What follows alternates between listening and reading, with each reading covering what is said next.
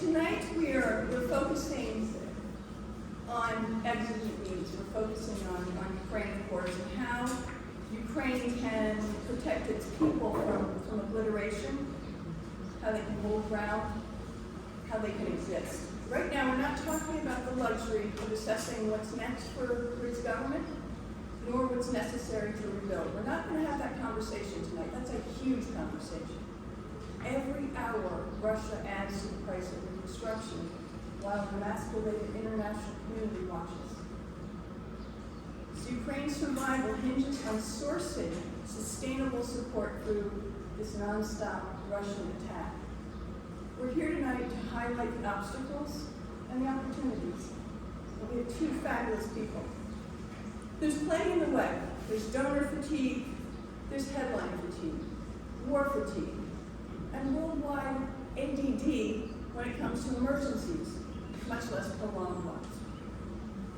They're the sanctions busters, the manufacturers, the bankers, the traders, the investors, the suppliers who continue to work in and on behalf of Russia. And they're the less visible but highly FOPs, friends of Putin. You heard it here first. They're cast far and wide, and they're helping to finance his war. We'll explore all of these points and more this evening with two very special guests.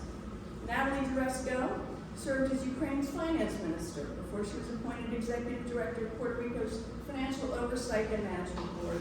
She wrapped up this assignment very short time ago and just moved from San Juan to Washington, where she's leading the Aspen Institute Kiev, excuse me, I should say Kiev, and a global dialogue on how to end the war. And she's really intent on deploying press, sanctions, boycotts, new alliances. Frank Vogl has many distinctions as well. His new book, The Enablers. Oh, okay, sorry. The Enablers. This is really fantastic. It was just named a best mid-year read by Martin Wolf, the economics editor of the Financial Times, who says Frank's decades-long drive into the, quote, evils of corruption shows us the kleptocash flooding into our economies, a poison that weakens us, strengthens our enemies, a threat to the legitimacy and perhaps the very survival of our democracies. I added very, but that feels wrong. So Frank co-founded Transparency International. Most of us know TI for its indices on corruption in various countries, all countries worldwide. We first met when he was chief spokesman of the World Bank, and I was the global economic correspondent for the Christian Science Monitor. That was last week, right? So, Natalie, I just want to cue to you on impediments to Ukraine's survival, which range from this sort of forced famine that's going on, right? Cutting off Ukrainian life, starving civilians in places like Rico, to the uncertainty of enduring European support, given the economic fallout and the hardships they're facing. So we're talking exigencies. If there is forced famine, there must be humanitarian corridors. As this fellow Ben Jensen of CSI says, to give cities a fighting chance to survive a war that is likely to escalate before it ends. So here I'm going to leave you with this visual. A clear visual during and after sieges from Jensen. Hungry people finding themselves without food, water, or medical assistance in rubble. In rubble with few options to leave. In other words, in a few days, food and water will be as important as ammunition for Ukrainians defending their homeland. Natalie, you've been here and in Europe, galvanizing public and behind-the-scenes support. What's most pressing, and how's it going? So thank you very much. It's an honor to be here, and thank you all for taking this beautiful summer evening to be with us. It's particularly important, as Amy said, because it's passing us by in the news. But as it becomes old news, what I assure you is that the situation has gotten, unfortunately, much, much worse. And it's gotten much, much worse, partly because time. With every day, more people are killed, more people are maimed, more people are tortured, and more people are forced to leave their homes. So 14 million people of 45 million people, population, have been forced to leave their homes. Of those 14, 6 have left the country and have been welcomed with open arms, with compassion and empathy in Europe and the United States and other countries. The other 8 remain homeless, often having left their homes with one plastic bag of belongings, and their daughters and their children with them. And if I were to say what is the single most critical thing to putting an end to this, it's military support for Ukraine. And that's not because I'm a warmonger. I hate war. I hate everything to do with this, war and war in general. But because there's no agreement possible with the tyrant from Moscow, with Putin, with his government. There's no trust to build a humanitarian corridor to help someone in Mariupol because they attack the humanitarian corridors. The single most important thing to putting an end to this suffering is providing Ukraine with the heavy military support it needs to continue fighting. Now, Ukraine has something on the military side that the Russians don't have. The Russians may have a larger military, 20 to 1 in numbers of years. And they may have been ranked the second largest military in the world. But what we're seeing is they don't have some of the intangibles that make winning a war possible. And those intangibles are on the side of Ukraine. Number one, Ukrainians are defending their homeland. And when you know what you're defending, and what you're defending is your home, your children's home, your grandparents' home, your parents' home, you're protecting the existence of your civilization. That's very different than the Russian soldiers who've been sent out, not knowing where they're going, what they're going to be asked to do, why they're doing it, how long they're going to do it. And there's an enormous imbalance on the morale side in favor of the Ukrainian troops. The second thing has to do with the management of the military. For the last 8 years, and I was Minister of Finance when we began to finance and build a military from scratch when Russia initially invaded in February of 2014, we built a military on the basis of U.S. Western standards. What that means is we have a system of command that allows soldiers on the front to make decisions. They know what authority they have, what authority they don't have, and that is very much in contrast to a top-down military in Russia, where generals have to come out to the field to tell their soldiers what to do. And Russian generals are being killed because they're out in the front. 9 generals or more have been killed. Ukrainian soldiers have a structure of decision-making that enables them to act. And that trust and that ability gives them an intangible in this fight that the Russians do not and will not have. The third thing that they have that's intangible is the support of their nation in a way that the Russian soldiers do not. That's not to say that the Russian people are not in favor and not supporting their soldiers. Of course they are. But take, for example, when a soldier unfortunately is killed on the field of battle. When a Ukrainian soldier is killed on the field of battle, his body is brought home with honor. And when that coffin goes through the village, the people of that town kneel down on their knees on both sides of the street to welcome their hero home. In Russia, they've brought mobile crematoriums to the border, and they either don't pick up the bodies, they haven't picked up the bodies of some of their generals, or they burn them. You cannot imagine what that does for morale of soldiers, to have that level of disrespect for those who are fighting for whatever cause they believe they're fighting. So military support is number one. The second is sanctions. And sanctions divides up into 2 areas. One is government sanctioning, and the other is self-sanctioning, meaning businesses taking a decision to join and isolate the Russian economy. And the purpose of these sanctions is not to put an end to the war. We've sanctioned Iran for how long? But it is to put enough pressure on that economy, 1, to not helpfully finance this war and these war crimes. 2, so that parts of society will put pressure on the decision makers, whether that's average Russians, whether that's business people in the Russian community, whether that's oligarchs of the Russian community, whether that's the security system in Russia. Well, how would any of them react to these sanctions? Well, it depends what sanctions you put in place, but I'll give one positive example, our export controls.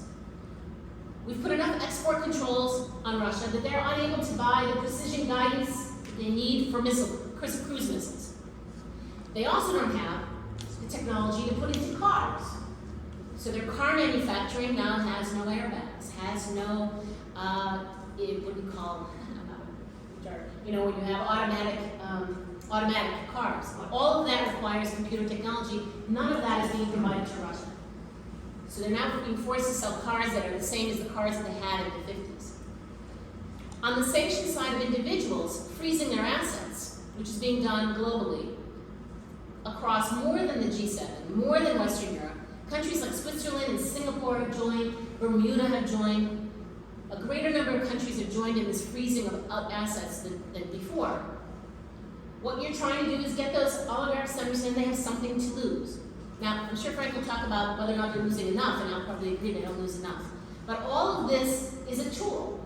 It's not a tool to be used in absence of other tools, military support, but it is a tool to be used especially if NATO has made a decision not to provide a no-fly zone. NATO has made a decision not to put boots on the ground. If those decisions are taken as a given, then we have to use the other tools that we have at our disposal. And sanctions and self-sanctions, boycotting, companies leaving the market. For the last decade or so, we've talked a lot about ESG, environmental, social, and governance principles. You have to walk the walk. You can't just talk about it. There's nothing on the environmental side, the social side, or the governance side that would align with anyone's ESG policies to continue operating in Russia. Moreover, we're taxpayers and we're putting in our taxes to supporting the Ukrainian side of this war. Why should Mars or Nestle or Mondelez be financing the taxes and paying taxes in Russia to fight our taxpayer dollars on the field of war? So that is the second area, which is sanctions. The third is financial, and the financial aid that Ukraine needs to continue existing is because they're not collecting their taxes. The economy is destroyed. It's being suffocated. The estimate is about a $5 billion deficit monthly. But the honest truth is, anywhere between 50 and 70% of GDP this year has been destroyed. So this is going to continue. They have no exportability. All the ports are blocked. There's no access to the sea. And as a major agricultural exporter, it really hurts. But you're also a major metals exporter, so it really hurts. You're actually a major neon exporter, so the semiconductor chips aren't getting the neon they need. One after another, this economy is being strangled. And so financial support from the G7, from the international financial institutions, is critical to keeping the very basic social needs. Paying your military, paying the military families of the deceased, paying your pensions, supporting those internally displaced people, the 8 million, and paying your medical staff. That's that $5 billion. And the last thing on my list of the 4 is humanitarian support. But humanitarian support inside the country. Everyone has been incredibly compassionate to the refugees outside the country. And that has been one of the most heartwarming things for Ukraine. But the 40 million who remain in the country need extraordinary support. And so how do we get ourselves comfortable with providing money to the NGOs that are there? The international groups aren't really serving that role in big numbers. I'm going to segue right here because this is exactly Frank's sweet spot. We talked about this earlier. You spent decades studying, explaining, ultimately assessing the integrity of government finances and institutions all over the world. So you're obviously very focused on Ukraine. And, well, you know, in all wars, there are corrosive people who make a lot of money. And all wars are really rough. They're going roughshod on economies. But in this particular situation, is this when Natalie's 4D, her last point about getting philanthropic and other support over, will it be absorbed? Is that somehow a threat to its future if it mishandles what's coming through? Is everybody following me on this? Yeah. Frank is Mr. Corruption, so Mr. Anti-corruption. I hope I'm actually correction, Mr. Counter-corruption. Will Ukraine step on its own toes here? Will it handle the finances with integrity? Well, first of all, wonderful to see you all, and I agree with everything that Natalie said.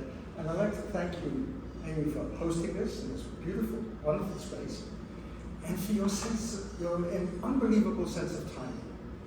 4 hours ago, the Council of the European Union formally approved Ukraine's candidate status. That's pretty good that you timed it that way. This weekend, President Biden goes up to the Bavarian Mountains to participate in the G7 summit, where the German Chancellor Scholz has said he wants to discuss a possible Marshall Plan for Ukraine.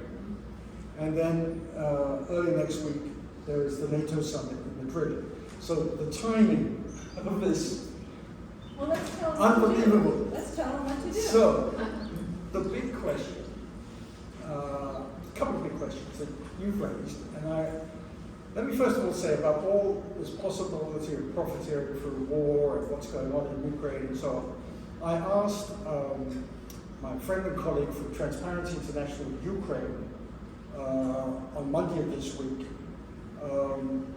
what's the situation about corruption right now? And he said, even the kleptocrats are complaining. There's no money in the country. He also told me that Transparency International Ukraine, which is a civil society chapter, currently has 40 people working, and they're all working, they're on staff, but they're working nights. During the day, they're trying to help fight a war. They're working very hard, very effectively. They have very good communications with Western agencies who have been very supportive, including the EU, and I'll come to that in 1 second. They are finding it difficult in some respects to push certain government activities because government departments are depleted of staff. So many of the people who should be in key positions in government, amongst other things looking after where the money goes and where it comes, are fighting this war. And so there's a depletion there. They are very, very encouraged by this EU decision on candidacy, because to be a candidate for membership is a conditional thing. And the conditions that the EU has laid down include quite a number of corruption reforms.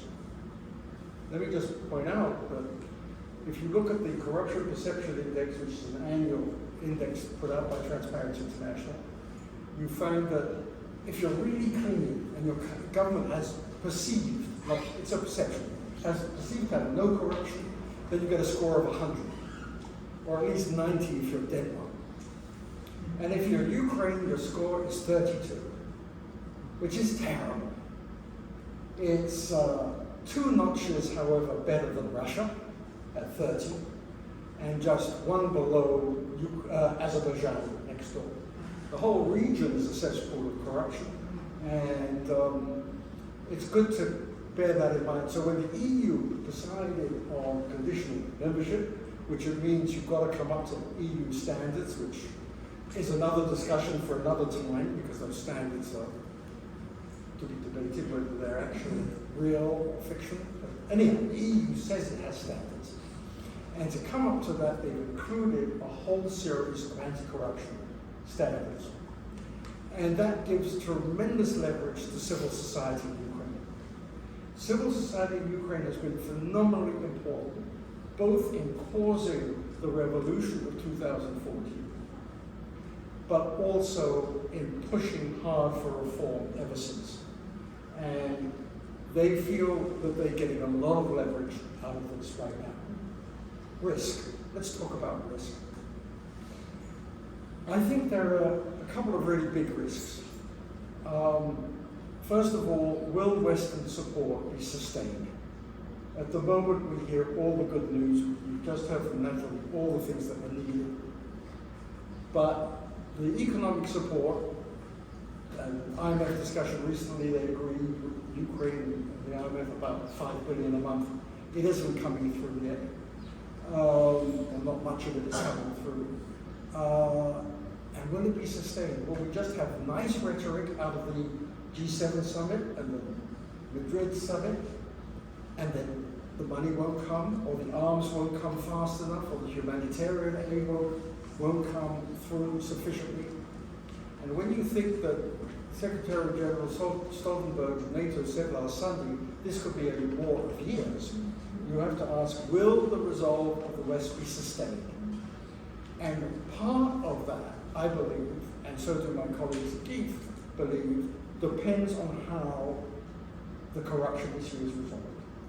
Because we're not only talking about enormous inflows of cash planned and hoped for and vital, but we're also then talking about reconstruction.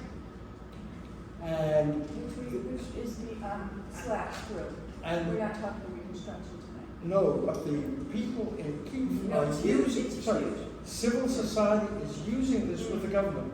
And it's saying, we've got a plan for that. We've got to get our ducks in a row. We've got to have judicial processes. We have to have a proper, the appointment of the heads of the National Anti-Corruption Bureau, all of these, which is not at the moment the case. We have to have all of this set up in order to be able to even convince Western governments that we could plan for reconstruction. And that discussion is taking place right now, even though I totally agree with you, you know, it's far off. Let me come back. It's Let me come back. fascinating that you're using this juncture now as to set up this important foundation, if in fact it is. Well, to add momentum to Yeah. it, to Yeah. the degree, for example, just give you one example. Because of the war, the government of Ukraine abandoned competitive bidding in public contracting and abandoned the publication of contracts. Because of pressure that has been taking place in recent weeks, the government has now said they are going to return to the competitive bidding situation and to publishing the awards. That's important if you're going to get credibility. And credibility is going to be so important for the Zelensky government. We'll talk later about all the things the West has done badly, Making but at those least reforms during wartime, Frank, address that. That's a very difficult approach. it's enormously hard. And yet, you know, you talk to these people in civil society there, and I mean, it's amazing. I mean, they're in a war. Their relatives and they are daily under threat, and yet they talk with a sort of sense of optimism. We can do this. We can make changes. We can get the government to do this. We can use the crisis to accelerate the momentum of reform that otherwise, you know, all of the other things would come into play and hold it back.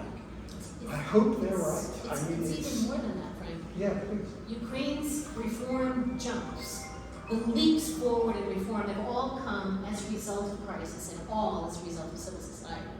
It's never been a top-down model. One of the huge differences between Russian society and Ukrainian society is Ukrainian society over the past, at least since 2004, the Orange Revolution, but certainly since 2014, the Revolution of Dignity, is a bottoms-up push. And what we learned as a government is that that crisis movement is the best time to force change because the government has less ability to say no, because the international community is watching with ever more attention, and so they're right. The next 12, 24, 36 months, whatever this crisis time period is the best time to try and press for change. I would argue not for economic reform, not for tax reform. There are a lot of things that you can't really do during war, but for some of these anti-corruption things, Transparency. no better time than now. Procurement, appointing heads of national bureaus that have been appointed but are leadless at the moment, adding to the pressure on judicial reform, getting good judges, and then actually securing convictions. And recently there have been some. It's a huge, tough, very difficult agenda. What are the prospects? What are the prospects of Ukraine securing this EU status during this very difficult time? What they got today was candidate status with no conditions. What they were told is that there are 7 things they need to do before they can begin membership discussions. Those 7 are primarily anti-corruption, but also one is on national minority law, and another one is on media related to deals. So the Ukrainians are saying, officially and unofficially, they're going to meet those 7 by the end of this year. That is their goal. And given it is a single party that controls the parliament, so there are no negotiations really necessary, it's not a coalition, if the president so chooses, they can ram through much of the legislation needed by the end of the year, if they have the political will. Naming people, a little bit more complicated, because you are making a choice that's hard to change, but they certainly could do it. Membership, actual EU membership, is a decade of reform and And change. let's come back to now. Let's talk about what's happening now. And Natalie, what are you asking for? And I want to ask you, Frank, what are the possibilities? We hear so much about that they're going to reap so many rewards if we just tease out all these oligarchs and, you know, assemble all the yachts and pull all everything in from abroad. But that's not really realistic in terms of here and now. I mean, isn't it seductive? Yes. The idea that we can freeze all these Russian assets overseas, including their foreign exchange reserves, we can immediately confiscate all the yachts, the house and all that, and then we can put all that money into a special fund to support Ukraine right now and reconstruction. And it's daydreaming. Because first of all, there's the rule of law that we should apply to ourselves. And it's a complicated process to freeze assets. And it's a very complicated process to confiscate frozen assets.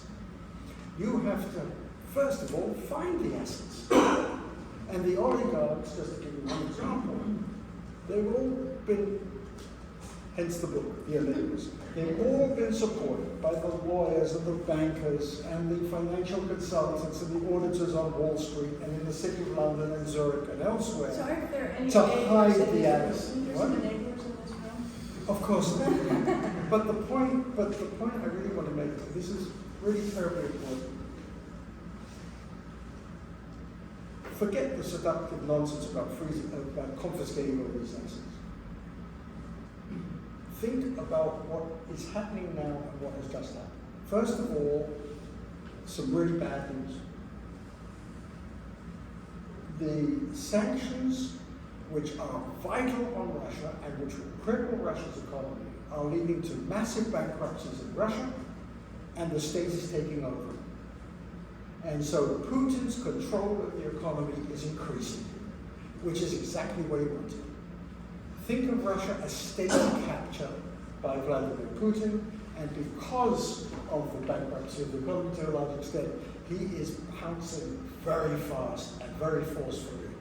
And obviously, that's not a good thing. So one other side of this, though. Of course we want the economy to be crippled. But we also have to think, why has the economy been as strong as it has been for years? Why has Putin been so strong? And part of the reason is that Western governments, Western business, Western banks have time and again pushed corruption and human rights to one side, out the window, and gone after commercial deals. And the fireside sales that some companies are now having to make are making a few people, like Vladimir Putin. Do you want to know Vladimir Putin? Oh, sorry, I'm going to make one digression and hand over to Natalie. Do any of you go to the Kennedy Center? Yes. Well, in 2014, the Kennedy Center changed what was known as the Circle Lounge near the Opera House here to the Russian Lounge. Yes. Because Mr. Putin, one of the richest oligarchs in Russia, gave the Kennedy Center $5 million.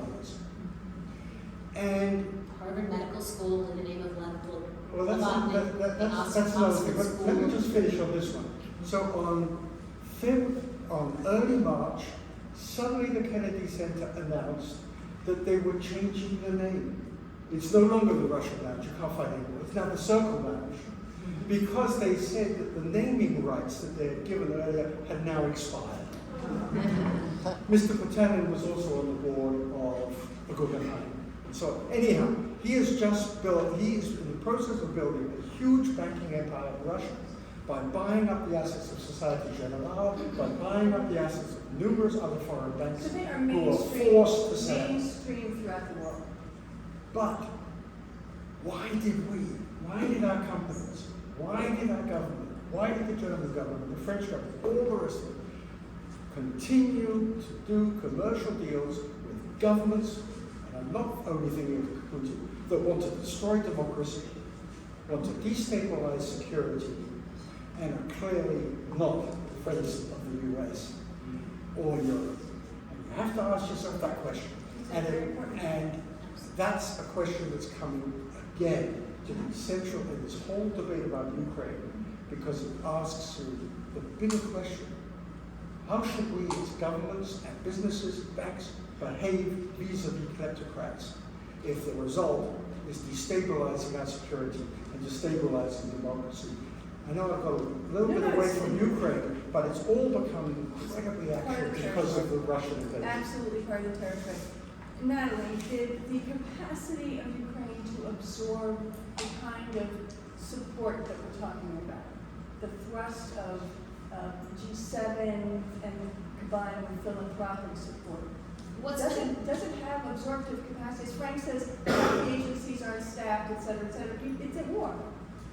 No, the challenge is not absorptive capacity right now. The challenge is receiving what's been promised. The slowness of the United States, the EU, and others, whether it's the delivery of weapons or whether it's the financial aid, is forcing the government of Ukraine to instead print money. So for every month that they don't receive the promised $5 billion, they issue bonds to their central bank, which is basically an emission. And what we're facing if we continue the slowness of delivery is inflation/hyperinflation. And that, in wartime, is going to create a much bigger set of problems. So what's been promised, if you think about the 40 billion US or the billions in the EU, they have the absorptive capacity to do it. Paying the pensions, that routine, what you'd be amazed is the resiliency of the Ukrainian economy. The Ukrainian banking system is fully functional in non-occupied areas. All the ATM, all the mobile banking, continuously working. If you look at the economy in terms of businesses outside the occupied areas, all are trying to operate. Farmers are trying to farm under cruise missiles bombing them, right?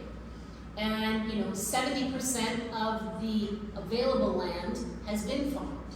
Now, the challenge is, when you think about absorption, is where are we going to put the harvest? Last year's harvest is still in the silos and we can't get it out.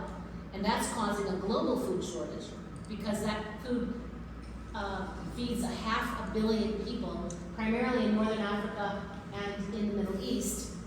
In some countries, whereas the UN Food Organization says we're taking now food from the hungry and giving it to the starving because we have no choice. I don't think the question is the same when you get to the subject you said is off the table, which is rebuilding. If massive amounts of money come into rebuilding quickly, then there will be an absorptive issue, as there has been in Puerto Rico, frankly speaking, to rebuild after Hurricane Maria. So I know that from my life in Puerto Rico. The ability to rebuild is separate, but the ability to use the $5 billion in the military, not a question right now. The question is delay, not deliver. So what, Natalie, are you saying to leaders of governments, of private sector?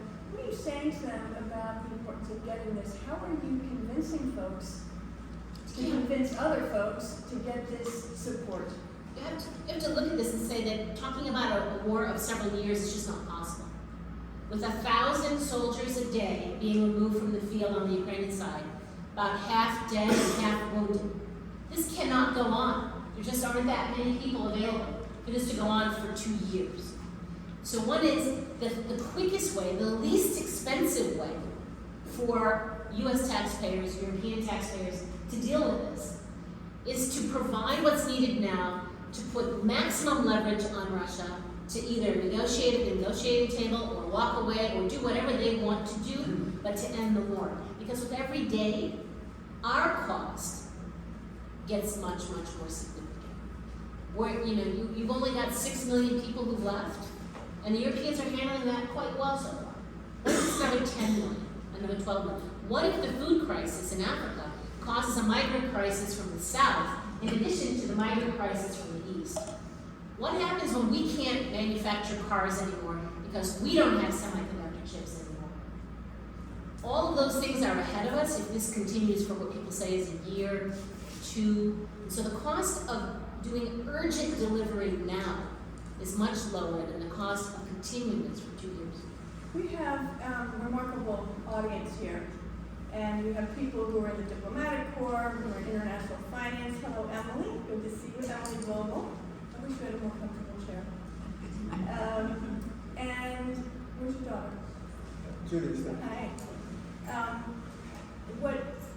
What we want to do is open it up to everybody, and anybody who has any question, comment before we do that, Frank, has something important. Well, I just want to make an important footnote. The EU also gave candidate status today to Moldova. It's a very, very small country. It feels incredibly threatened. It changed its government about 18 months ago. It is led by an incredible woman as president, another incredible woman as prime minister. And they are reforming. They took the anti-corruption issue right from day one when they got into office. They are going to be ahead of Ukraine in meeting the conditions for the EU, but they are incredibly vulnerable. And I just wanted to make that point that although there's, of course, we've got to support Ukraine, which is a much bigger country, but tiny Moldova is incredibly vulnerable today, and the decision of the EU is terribly important. Sorry, it's just a footnote. Absolutely. I saw your hand first, sir. And please identify yourself with a voice that everyone can hear. Lawrence Peters. I work at Johns Hopkins University. I just got a question. Isn't the elephant in the room the fact that we're buying Russian oil still? Yes, it is. Isn't the elephant in the room? We're basically financing the war. And Europe, and particularly, is financing the war. And isn't that the reason why some of the action is very slow and very, very kind of strategic in terms of not offending Russia and not escalating what could be invasions of other countries nearby, such as So Moldova? before you answer that, I want to make a broader question about why, from the two of you, why is the international community so emasculated? Why has it taken us so long to respond? And what are the prospects of us actually coming up with a cogent, effective response? So I'm going to leave that big question to you. I'm going to talk about the smaller issue, which is that with every day, I think the international community is coming to its senses more and more, but it has taken a hell of a long time to get there. If you start where I started on February 24th, most countries believe this would be over in 4 days, and what we would be doing is financing an insurgency so the Ukrainians would be shooting for the next 30 years against the Russians who would have obliterated them. And we've only come over time to understand that that's not what's happening. In fact, Ukrainians aren't giving in. Even in areas that are occupied entirely, they're blowing up the Russian occupiers. They're killing them, they're shooting them. They aren't giving in even in occupied towns. And so it's been a process. The United States gave up on importing Russian oil sooner because it was less important to us. It was about 5% of our oil. In Europe, it took them a hell of a long time to get to stopping the import of oil, and they did it in a very delayed fashion. So by the end of the year, they will stop importing oil by ship, and then 2 countries voluntarily agreed not to import by pipeline. 2 of the bigger, so Germany and Poland, thank goodness. But because of Hungary, which in the EU you need unanimity, and Hungary refused, they couldn't even shut that off. Gas is a much harder thing to shut down. It comes from a pipeline. There's only so much LNG supply. The United States is working furiously to try and get Qatar and others to ship more LNG through Poland, through other ports. But this is the issue of why the fatigue is one thing. The blackmail that's occurring as we go into winter is the biggest danger. Because Russia the other day shut down about 50% of the pipeline gas coming into Germany, saying that it was the sanctions that caused Canadian Siemens not to be able to replace the turbine, and therefore, sorry, but we can't ship it to you anymore. Shut off the sanctions, send us the parts, and we'll keep giving you gas. As the weather gets colder, you're going to see the EU more and more incapable. Now, they are taking steps. So they started to import more coal. There is discussion of nuclear power usage again. You know, Germany has basically shut down their nuclear power plants, and they're all rethinking that. But they do it slowly, like molasses, and with extraordinary difficulty, because unanimity means it's very hard. And then underneath that is an issue that I think Amy referred to earlier, which is that you still have a large part of the world importing oil and gas without abiding by sanctions. So let's call it the Southern Hemisphere. And India and China in particular, but pretty much all the Southern Hemisphere is not participating. We're not applying secondary sanctions, so we're not encouraging them to stop. US and other traders are trading Russian oil, and it's being changed into Azeri oil because they mixed something into it, and it changed the composition, and it's no longer Russian oil, and now it's Azeri oil. Kazakh oil, the Kazakhs are standing up to him right now, so we'll see whether that changes. But it is a very, very difficult thing to change. It's happening slowly, but I'll go back to one quick thing on the confiscation of assets. I would argue that almost everything that you've seen happen, most people would say it was unprecedented, it couldn't be done 3 months ago when this war started. If you asked the Europeans if they'd shut down oil 3 months ago, they would have said no, under no circumstances. So even on the confiscation of assets, though I agree legislation has to be adopted in every jurisdiction to freeze it and confiscate it, I have no doubt that that will happen in certain jurisdictions. Will there be due process in each country? Will everyone get to sue their way through the courts? Absolutely. But that doesn't mean we shouldn't try. And the fact that it's unprecedented, this war is unprecedented. So, let me try and answer what you call the bigger question, but actually I think that's the big question. And let me not get into asset confiscation right now unless there's a question.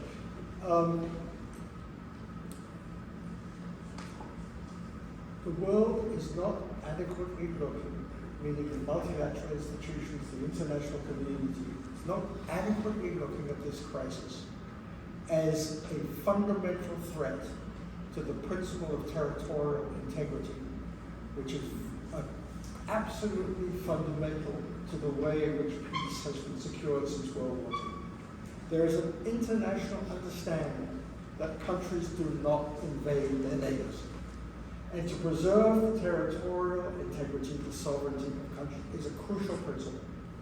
So what we're doing in supporting Ukraine today ought to be seen not only as supporting the people of Ukraine, and that's obviously absolutely vital, and everything that Natalie said is vital, but it's also supporting the very concept and principle of freedom of nations, the sovereignty of nations, the territorial integrity.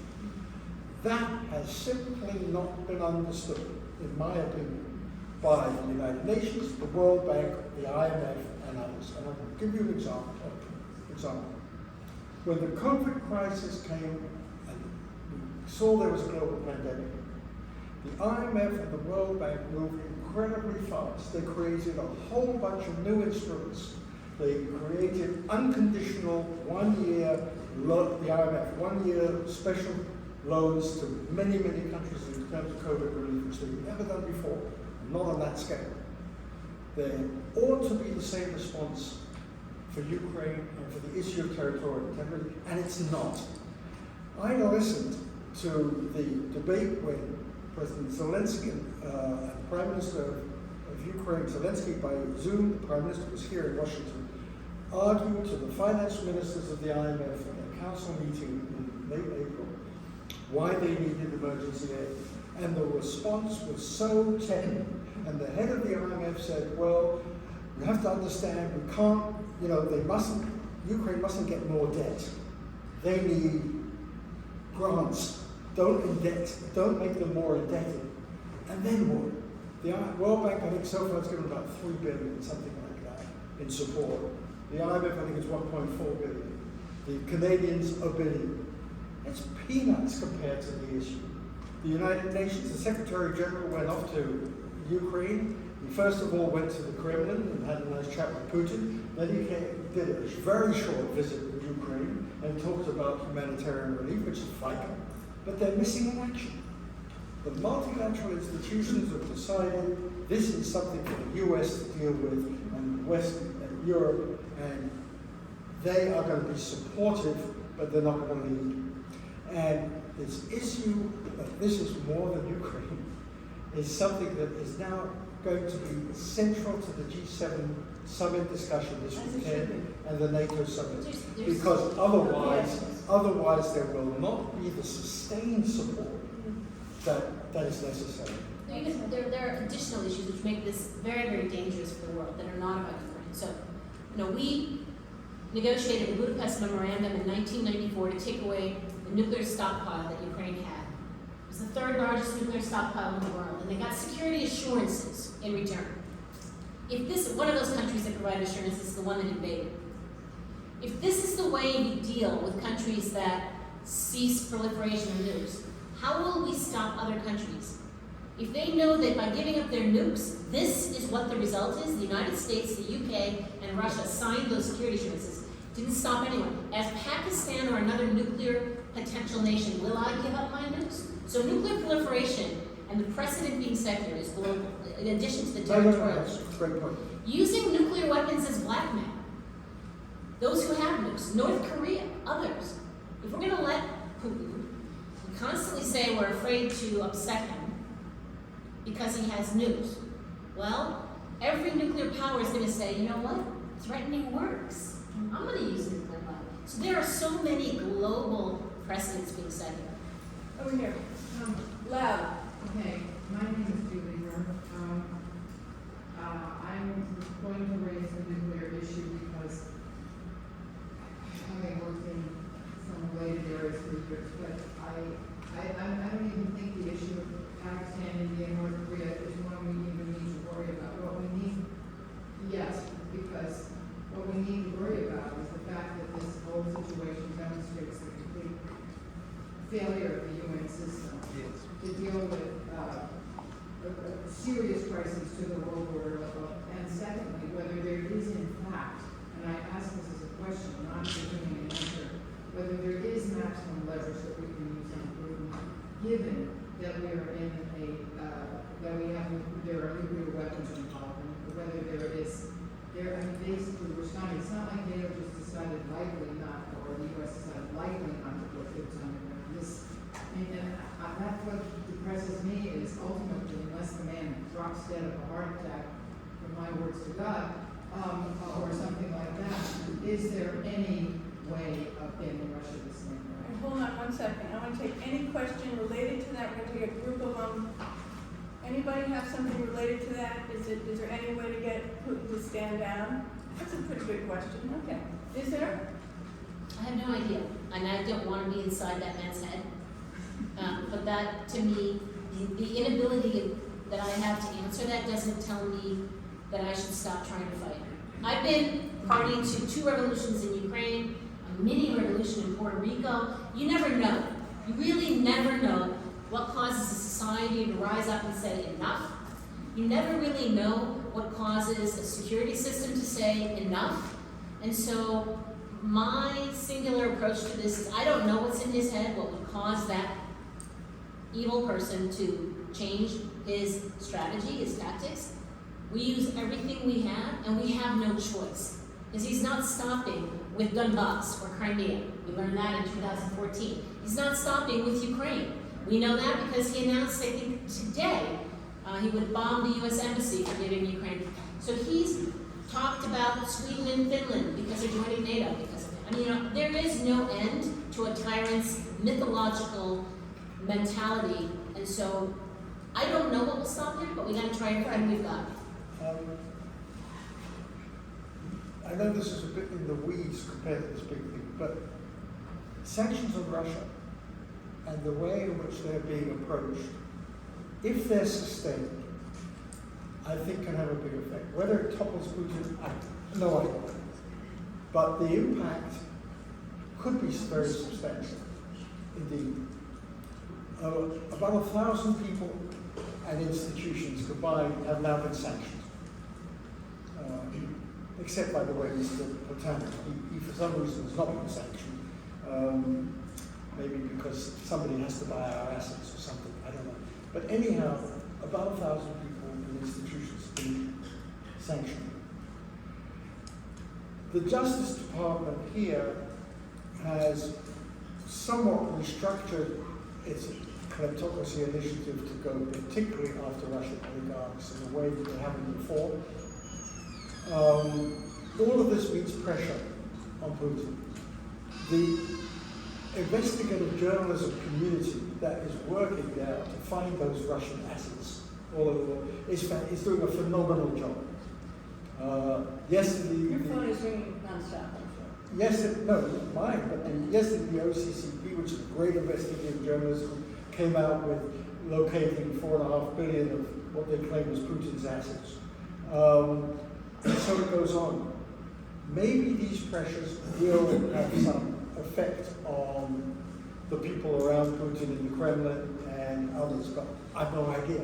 But apart from toughening the sanctions, keeping them sustainable, I mean, I'm petrified by the idea that, which seems to be current in some UK government circles, that the moment it looks like peace, they're going to drop all the sanctions. We have to come back to that question of really having a long-term resolve here. We have to sustain the sanctions, we have to sustain the arms supply, we have to sustain the money support. And I think because of oil pressures, economic pressures that kind of you mentioned, sustaining support for Ukraine is going to get harder and harder. We have a question. Matthew, by the way, this is Professor Matthew Murray. He's an expert on Ukraine and foreign aid. He worked for USAID in the Obama administration, he worked for the Commerce Department at the same time, and he knows much more about a lot of this than I will So ever know. correct anything. Well, Frank no, that's said. all I wanted to, that's all I wanted. No, so actually, it's really an honor to be here. Thank you Thank for you. doing this. And I want to just add a note about how we talk about this set of issues, because this is a highly informed crowd. To Natalie's last point about how difficult it is to read, understand, leverage, and otherwise assess Putin's behavior, I think we have to add, well, we need to empower ourselves as individuals, and as countries, and as people, as sovereigns, to do the best we can to disempower him as What does that mean? well, so what it means in this context is we need to be very careful about the language around corruption in Ukraine. So I think I'm going to just give you a list of three do's and don'ts from my point of view. Right. First is talk about Russia's corruption first, because in many ways this war is about Russia's strategic use of corruption to deny the Ukrainian society the fruits of the revolution of dignity which took place in 2013, which was in many respects the first revolution in history about the right to trade freely and be a non-profit. And so when they, Putin's language, his language around why he wanted to invade Ukraine was, a lot of it was around his distrust of the revolution of dignity and his desire to destroy that spirit of the revolution of dignity, which is around entrepreneurship and protection of human rights and so forth. And so this is a dramatic escalation. This is a very important point you're making. Yeah, If we of can the just war, yeah. underscore Yeah. this dignity. I'm not sure we're all as schooled as you are. Can you just explain? Well, so the last time Natalie and I were in a room in Washington, D.C., it was a different room, and it was the room of flags at the U.S. Chamber of Commerce. And there were 400 people in that room, and it was 2015. And Natalie led a delegation of cabinet officials from Ukraine. And Vice President Biden spoke to an audience then of businesses that we had organized. I was at the Department of Commerce at the time, to look at Ukraine anew as a place to invest, do business, and value. And so part of what this war is about economics and a way of doing business. And so I'm underscoring all this because Ukraine has actually made tremendous progress in the fight against corruption. Absolutely stunning progress since the Maidan. They've built the institutions, they've passed the laws, they have civil society everywhere. And so we every time we sort of say Ukraine is corrupt or is endemically corrupt, we're helping Russia. We're helping Russia because his goal has been to strip Ukraine's government of its legitimacy.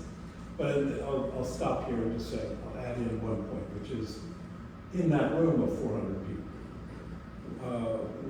there were several Ukrainian entrepreneurs who were filling in the economic space that was being created as oligarchs were being dismantled. And so there's that spirit too, right? This is a little bit about what we're fighting about, but it's also about how do we talk about things, right? We need to be careful. This is a very critical point, and may I just say exactly what we're about here. Know Now, the publication Know Now, is giving you an issue, a very essential issue you may not be paying attention to, and Do Now follows with, if you are exercised about what you just read, do something about it, and there are hyperlinks to help you do that. You're talking about what do we do, and one of the ways we can do as civil society, we're not on the front lines, is how we address this issue, how we talk about it, how we frame with our family, with our friends, with our communities, with our colleagues, and beyond. On the framing side, just to be clear, it's not a conflict, it's a war.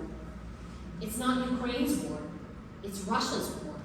All of those things, all of those phraseologies are things that he does to try and delegitimize more than our approach to economics, the existence of the Ukrainian people, Ukrainian history, Ukrainian culture, Ukrainian language. And what this war has shown the world is how different the two are. How absolutely different they are. Let's take another question. Yes. Yes, to your point. Name, identity. Yes, my name is Ala Rogers, and I worked in the field of culture and art, and I now work in the field of peace education and the arts and culture. And to your point, this is a war. This is Russia's war. This is Russia's war not just as a political act, but it is an act of cultural genocide that has been growing for 300 years. It has existed throughout the Tsarist period. It has transitioned to the Soviet period. It has not let up, and there has been a campaign of disinformation by the Kremlin during the entire Soviet era that has informed the West on how now, today, it relates to Ukraine and issues surrounding Ukraine. And so I feel that, for instance, the candidacy of Ukraine that has been recognized in the EU today, it has a symbolic significance to Ukraine, because Ukraine wants to be aligned with Western values, with European history to which it belongs. And it has been extracted from European history in terms of its kings, its rulers, its culture. Everything about Ukraine has been appropriated by Russia. And so You see it. this has to be addressed in how you understand Ukraine.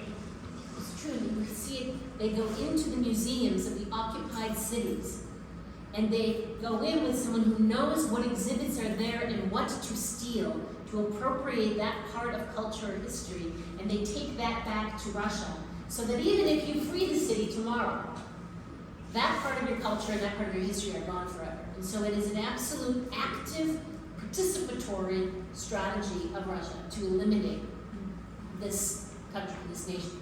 Can I just make one point? Yes, you may. Just to underscore Mr. Murray's point a little bit and your point. The Maidan Revolution was also a cultural revolution. Yes. And in a country which I got interested in Ukraine and corruption, when a man called Kushma was the president of Ukraine. And under his leadership, a journalist called Georgy was assassinated, hideously murdered. His body was terribly mutilated and buried. Fortunately, it was found, and that had a big influence, I think, on the Orange Revolution of 2004. In a way, they acted then as the Saudis have acted with Khashoggi. It was, again, a journalist mutilated because it was critical. There has been this swing in Ukrainian politics since the end of the Soviet Union, where you've had Russian leaders, or let's say leaders sympathetic and greatly influenced by the Kremlin, or sympathetic to it, ending with Yanukovych, who was forced out by the Maidan Revolution. And so when we talk about Ukraine today, we are talking about the post-Maidan leadership of that country for all sorts of faults, but where the public and civil society are having an amazing influence, where the kleptocrats, or oligarchs, or whatever you want to call them, that had so much influence in Ukraine have clearly had diminished influence. In fact, even last November, the parliament passed a law against oligarchs, which is quite amazing. So I want to just underscore both of your points. We are talking about a vibrant, open Ukraine striving to be, in every sense, a full democracy and open society. And I agree with you completely about the use of the word corruption, and that's partly why I started today by talking about what my colleagues in Kiev were saying, and how they, as civil society activists, were seeing it. Because I think we need to listen much more to civil society there to be influenced in the way we speak about it. So I think it's so important. On the ground. Go ahead. Kevin quote. Another timely aspect of this panel, of course, those of us who've been watching the January 6th congressional hearings, and of course there are linkages. I just wonder, in your research, what aspects of Trump's connection with oligarchs, with plutocrats, and certainly Putin, that you discovered that may not be, you could spend hours on that talking about that. But also I wanted to know, why does this whole issue, how they use the Hunter Biden Ukraine, that keeps resurfacing? I think there was a report that the Justice Department is again looking at, is that going to be debunked finally? Why does that, the Ukraine, Are we connection? specialists in that? We're going to say. Well, I don't know all of that, but I can tell you, there have been so many discussions by people trying to find the Trump-Moscow link. There has been so much speculation about how a lot of his properties have been financed through offshore holding companies that are owned by other offshore holding companies that buy other offshore holding companies via Cyprus, via Malta, that actually end up being owned by oligarchs and very wealthy Russians. But the proof isn't there. I'm convinced that the New York Attorney General in Manhattan was trying to find that and couldn't. And I think that's part of the reason partly dropped the case. I'm desperately waiting for the New York State Attorney General to come out with her suit against him over property, because we may finally find out how it's all financed. But to answer your question, everybody's been looking. and nobody's found that. But importantly, whether he was financed or had their relationship, think about the Kremlin's interference in our information war and how that affected Black Lives Matter, because they played both sides, how it affected everything. How it affected the evangelical and the far right movement, which is aligned, it has common websites with the Russian Orthodox Church, which is a church that is very aligned with Putin and the government. Think about how they developed an entire information war Local that has changed elections, how we think. local state level elections. I mean, it They runs play at together. every level. Okay, I want time for a few more comments and What about the questions. Hunter Biden? We're not going to get to that tonight. And I don't have an answer. Go ahead. I don't have an answer. Go ahead. Good evening, my name is Kevin Vogl. Natalie, how large was the Ukrainian community in Russia since the war began forward? And what has happened with that community since the war began? Let's repeat that Could you question repeat the question? How many Ukrainians lived in Russia prior to February 24th, and what's happened to that community? I don't know the number. What I can say is that for over 100 years, Ukrainians in Russia have not been allowed to organize, to maintain their libraries, to have Ukrainian language in their schools. So when you think about Putin's arguments about allowing the Russian language in Ukraine, which is something he claims he's doing, he's protecting the Russian speakers in Ukraine. And by that, what he meant was killing them, because the places he's occupied and attacked are the Russian speaker parts of Ukraine. And So the greatest number of people killed are the Russian speakers. but there's Natalie, they believe all those attacks are coming from their own. no. The Russian, No. increasingly in these towns, where the Russians, where there are Ukrainians. No, not in Kherson, not in the Not- southern. but In the occupied territories 8 years ago, in DNR and so-called DNR and LNR, Donetsk. that warfare. That, yes. Yes, Because okay. they control they immediately, when they occupy a town, they remove your SIM cards from your mobile phones. They give you a little white SIM card that they control all your communications. They go up and they change the telephone towers. Your internet is only through internet service through Moscow, which, as you probably know, Russia doesn't have freedom of the internet, so you can only get whatever sites they've agreed to show their people. And so they're trying in the newly occupied territories, but the fight is amazing. My answer is I don't know. I can tell you is I have relatives in Russia. Ukrainian relatives, my father's cousins. And 8 years ago when I became a minister, my relatives in Russia stopped talking to me because they were convinced that I was part of a Nazi government 8 years ago. The propaganda worked. My family that we brought to the United States, my family where we helped one of the daughters that had cleft palate have reconstruction surgery, financially we helped. They live in Siberia. They're not government officials. They're just regular people who have lived in Russia since the 60s, since actually the 30s. They were let out of Siberian labor camps in the 60s. And they don't want to talk to me. That tells you that, even the Ukrainian community in Russia is unfortunately, Brainwashed. not capable of hearing anything other than what they heard. Facebook is illegal now. So we had communications with some of them through Facebook, that's illegal. They control the airwaves. But the Ukrainians that remain in Siberia, there are entire towns and settlements that are all from Ukrainians.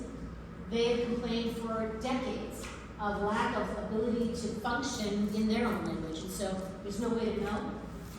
And I don't know the numbers, unfortunately. Natalie? We have Peter Riddleberger, my old friend from the World Bank and colleague. And a colleague of Frank's. Two questions. Very early on, there were people in the Pentagon who suggested that the Americans fly in a field hospital into Ukraine, a military field hospital. It was turned down. I'm sorry. Maybe that would have helped a little bit, and offered to serve, to attend to the wounded of both sides. But a military field hospital, we do great on military field hospitals. Second question was, a point, I have a friend in St. Petersburg, Russia, who said that Putin thought that we would send the 7th Fleet into the Black Sea to escort Ukrainian grain ships out. And that he feels that we've been cowards because we're not sending the 7th Fleet in. Is that a valid point? We're cowards. We're afraid of the nuclear weapons when at the same time the Russians are actively bombing at or on nuclear power facilities. Right. So if they hit with their bombs a nuclear power facility, and that catastrophe is 10 times the size of Chernobyl, as an example, why are we afraid and why are we allowing nuclear blackmail? And at the same time, we're talking about 500 million people starving this year. So I agree, we're cowards, but We're gonna wrap somebody up. make that decision. We have one more question, and then I want final comments from the two of you. Yes, please, identify yourself. I'm Dirk Mathias, and I'm president of an NGO in Washington. Well, it's not just an NGO, it's the Partnership for Transparency Fund, and I'm the chairman of the board, and he's the president. and his wife is from Wait, Ukraine. who's the boss? Go ahead. He's the boss. Go ahead. He's the boss, he's the Uber boss. One of the extraordinary things about this conflict is how it's highlighted the differences between Russian society and Ukrainian society. And just in general, the Ukrainian society is more individualistic capitalistic, more entrepreneurial. And I think that goes a long way to explaining why Ukraine has moved so much farther down the road with reform than Russia has. And this is a horrific war for Ukraine, but it was catastrophic for Russia as well. And I wonder if either of you would like to comment on how this conflict will change Russian society, because Ukraine will not know peace until Russian society is changed. Excellent question. I don't have an answer. I can't claim that kind of Russian expertise. I hope it will change it for the better, but at the moment it looks very dark. No. We are going to have peace before Russian society changes. Russian society will be further impoverished, but that's the gamble that they've taken. And for hundreds of years, they've traded their own economic development for glory of the state. The other day, Putin compared himself to Peter the Great. Think about the Russian soldiers that have been coming through these towns and torturing and raping people, and what they're stealing on the way out. They're stealing toilets and shipping them back to the Far East. They've never seen toilets. This is a superpower that's chosen to use whatever economic wherewithal it has, not to develop their own society for their people, and their people haven't been demanding of it, but instead to develop their military might, their kleptocratic society, which is a very small group of people as compared to their population, and the people of Russia put up with it. You know, if you look at the polls right now, more than 80% of Russians support this war. We're not going to change Russian society over a day. And so we need to have peace before that society changes. The polls in Europe are very, very tough. Only 22% of Europeans in 10 countries think that we, the Europeans, should support Ukraine to the bitter end. So it's not exactly an easy road ahead. I want to thank both of you for a remarkable evening.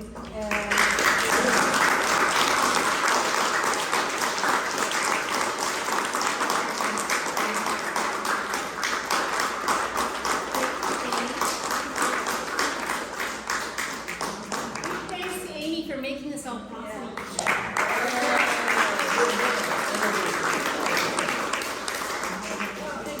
Sorry, this is my book for Amy. Yes, this is supposed to be one of the best reads of the summer. Of course. Holy summer. And for our audience, yeah? Read the FT on Saturday. Yeah. They'll tell you. Yeah.